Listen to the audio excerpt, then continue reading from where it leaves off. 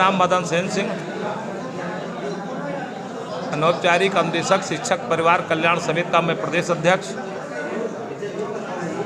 आज की बैठक केवल शासन और न्यायालय के बिंदुओं को लेकर हुई है।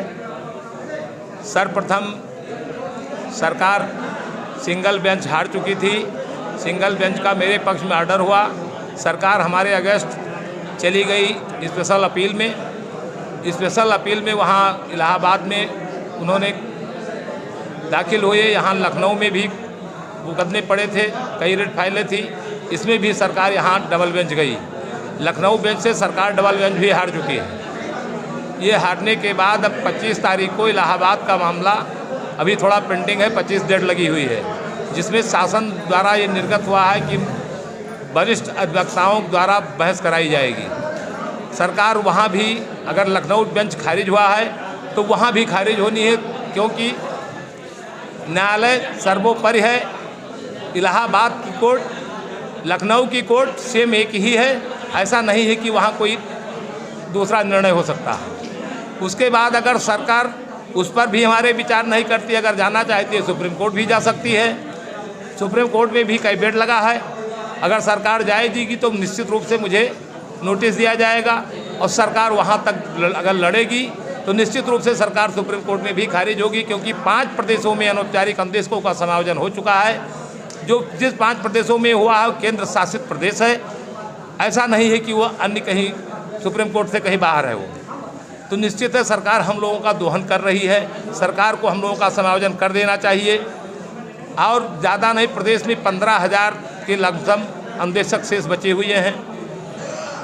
कोर्ट ने ये निर्णय दिया है कि 20 साल तक कोर्ट अदालत का आपने अगर चक्कर लगवाया है इनका, तो आप इनको नियमित वेतनमान पे इनकी योग्यता को देखते हुए किसी भी अन्य विभाग में इनको समायोजित करें, और 20 साल जो आपने इधर उधर घुमाया है इनको निश्चित उसका भी भुगतान आपको करना होगा।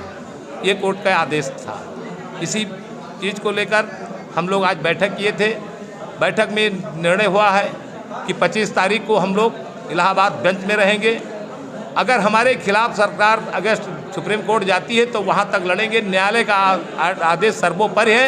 अगर शासन फॉलो करती है तो बहुत बहुत धन्यवाद, अगर नहीं करती है तो उसके लिए सड़क पर उतरकर सड़क से सदन तक फिर लड़ने के लिए मजबूर हो जाएंगे। सरकार की क्या मंशा है?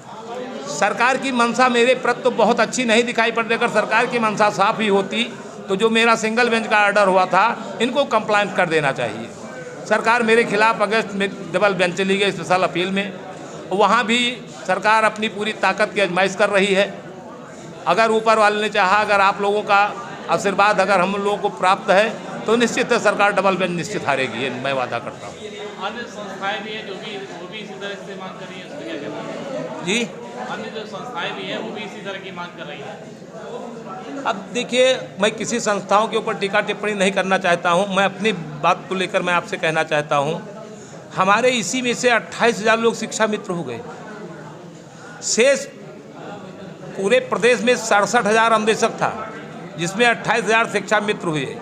शेष कुछ लोग अन्य विभाग में भी गए, लेकिन 15,000 लमसम अनुदेशक प्रदेश का भी दर दर भटक रहा है। तो निश्चित रूप से सरकार को अब ये बातें मान ली जानी चाहिए। न्यायालय सर्वोपरि है। अगर न्यायालय की बात में सरकार नहीं मान रही है तो हम लोगों को तो किसी ना किसी हालात में तो उतरना ही पड़ेगा, चाहे लाठी खानी पड़े, चाहे डंडा खाना पड़ेगा। हमारी आवाज़ आप ही लोग वहाँ तक पहुँचाते हैं, तो वो भी लड़ाई लड़ा जाएगा। नहीं, शिक्षा मित्र की स्कीम 2007 में बंद कर दी गई, तो शिक्षा मित्र की मेरी कोई लड़ाई ही नहीं थी। हमारी मांगे केवल ये थी कि अगर हमें कुछ नहीं किया जा रहा है तो हमें 4th क्लास में ही समायोजन कर दिया जाए। हम लोगों ने 12 साल स्कीमों में काम किया। 12 साल काम करने के बाद सरकार ने मुझे स्कीम जब बंद किया, इन्होंने इसी स्कीम के तहत परियोजना अधिकारी थे, चपरासी था, तो और कुछ अनुदेशक थे, तो परियोजना अधिकारियों का समायोजन हो गया, उनके चपरासियों का समायोजन हो गया। 28,000 लोग शिक्षा मित्र हो गए, कुछ पर्यवेक्षक भी उसमें समायोजित हो गए। मात्र 15,000 अनुदेशकों को छोड़ दिया गया। तो हम 22 साल से संघर्ष ही करते हैं।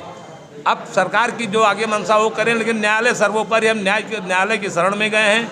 न्यायालय जो कुछ निर्णय देगा उसको तो हम स्वीकार कर ही रहे हैं। शासन की मंशा क्या है ये देखा जाएगा।